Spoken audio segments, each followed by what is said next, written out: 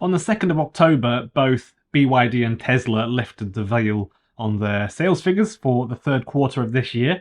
BYD reported selling 824,000 vehicles during that period of 3 months, with pure electric passenger vehicles making up 431,600 units, or about 52.4% of the total sales.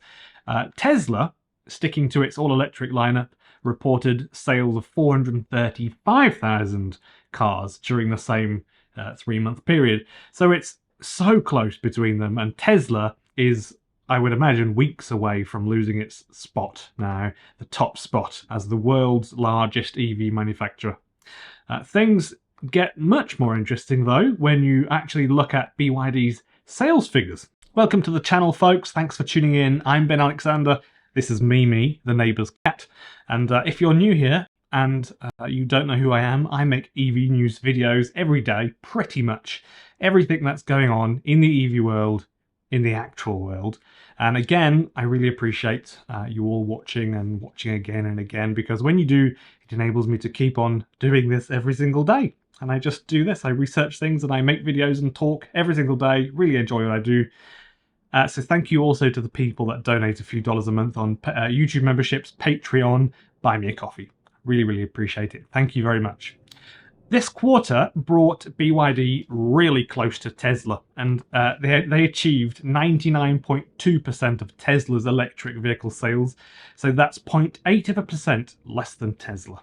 That's the narrowest sales volume gap that there has been between them since they started sharing their EV delivery data. So that's technically deliveries, not sales, which is kind of recognized as more important. I think that's where all the data seems to come from. Deliveries, not sales.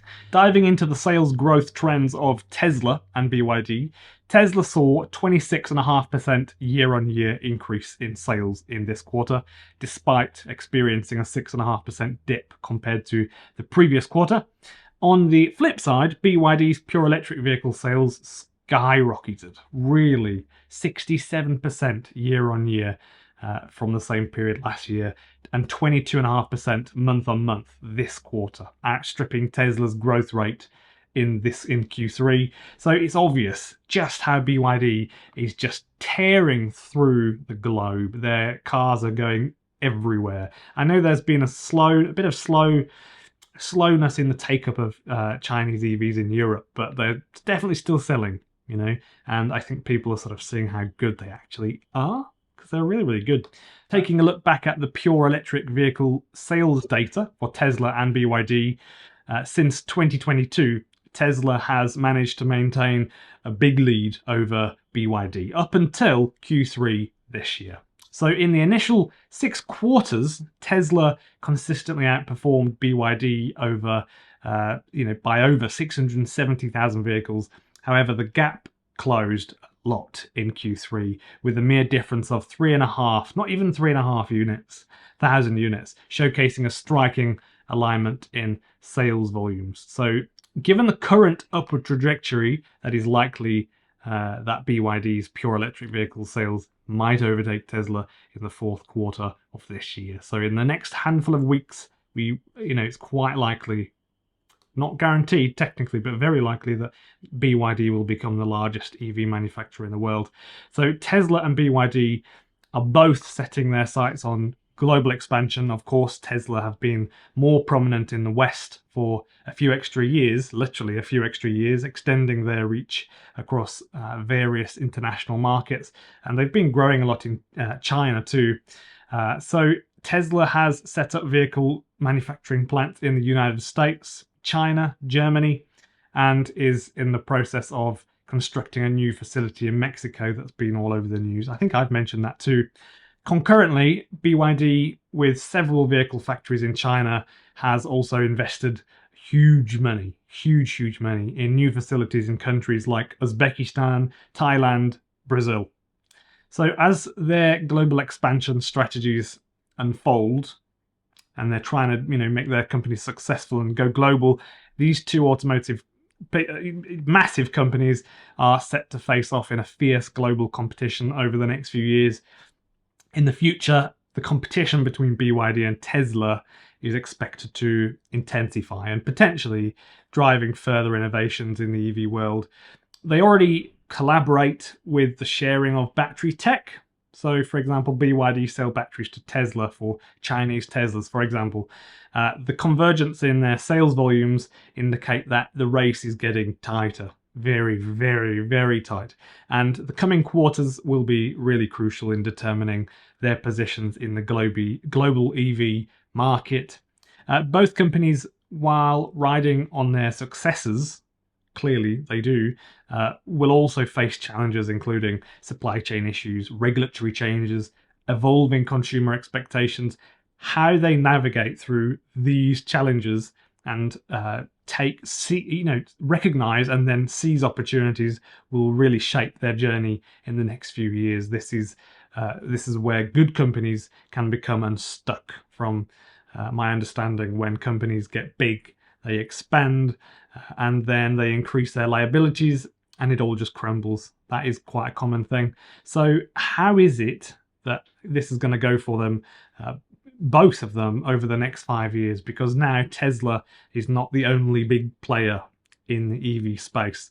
They are actually having to compete for the first time, and they recently started paying for advertising. I even get emails occasionally from them, and people that would have bought a Tesla 3 years ago can now actually go and buy fantastic comparable cars for similar money from a selection, not just one or two, but a selection of other companies.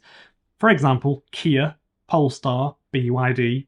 It's really not that hard these days. So in the grand scheme of things, the competition between BYD and Tesla is not only a battle between two companies, but however cheesy this sounds, it's a reflection of the dynamic and rapidly evolving electric vehicle industry. I don't think we've ever seen anything like this in the last 50 years. I know it sounds cheesy, but I think it's true. Their strategies, innovations, approaches to global expansion are very likely to pave the way for the next chapter in electric mobility, in my opinion. So this year is coming to an end. It's coming to a close very, very quickly. And BYD just sold almost 300,000 vehicles in a single month, which is BYD's largest ever month in terms of orders. I'm pretty keen to see where this goes for BYD over the next few years, because they make fantastic cars, really nice cars, and they are also managing to manufacture all of these cars and then get them out of the factory to the place where they need to be, to the customers' driveways within months. And I think that is incredible. That is a mammoth task, and they're doing that really, really well in big numbers. So I think that some people underestimate the capability of Chinese EV manufacturers. BYD, they sell more vehicles than Tesla when you include hybrids or ICE vehicles. They've been selling vehicles for longer than Tesla, and they come from an economy that had something like, I think it has something like 1.4 billion people in it, and the US has 360 million people, and Europe as a whole is something like 700 or 750 million. So BYD have a huge skills bank, lots of money, lots of customers, and they've been making bonkers profits for quite a while now. And I often consider getting a BYD. If the BYD Atto 3 had a black interior rather than blue, I think I would have probably bought one already. I'm keen to see the Seal come on sale in Australia too. Hopefully in the next few years they'll bring the Seagull, and I will absolutely buy one of those. And they haven't released it formally yet, but the prices for the Seal are unknown. You can go see one in a showroom I think it's in Sydney, which is a step in the right direction, but it's probably going to be around 60 to 70,000 at the door here in Australia. But it may well be that they're waiting for something, like maybe another car to come out that they anticipate with a price tag, and they want to know what that price tag is.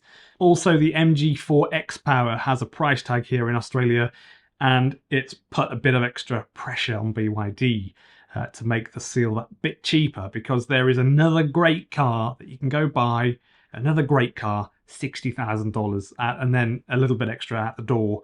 And then you have to remember, they are fighting for customers' money, and there are only so many people that have 60 grand or 70 grand to go buy a car. So the more options for these people to spend that 60 or 70,000 on, the harder it is to ask for more money for a vehicle, which is, in my opinion, awesome. I really like the idea of that. I like a bit of competition in the market because it makes things cheaper for us.